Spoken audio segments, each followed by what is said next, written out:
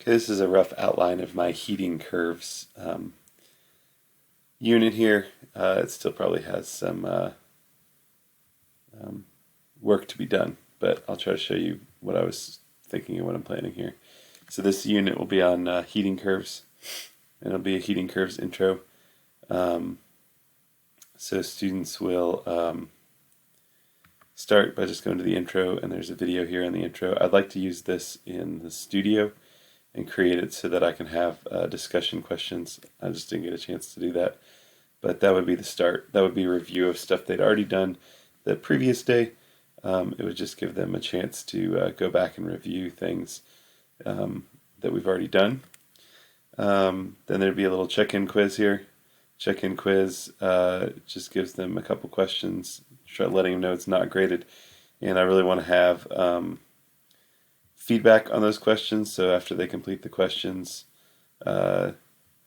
they can see how they did and give them some instant feedback on how they're doing on those questions.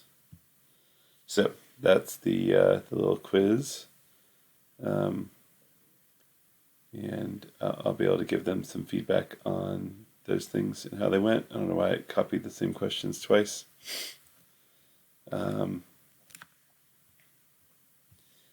After they complete the little check-in, then we have the gummy bear problem. I didn't do this right, but I wanted it to be a prerequisite. They have to complete that before they can watch the gummy bear video. The gummy bear problem I have somewhere, and I can't find it right now. But I was going to give them a chance to either talk through how they came up with the answer or actually upload the answer for that one, so they have some choice there. And then once they complete that, they can watch the gummy bear video, which is a gummy bear in potassium chlorate. You do the video or the demo in person, but since we're doing everything online. Then there's some energy problems, and I did groups here. So they're assigned to groups in this assignment. So they'll complete the energy problems and then submit them as a group. Usually I do that in class as a group. And then the homemade energy problems is their last chance to have some choice here.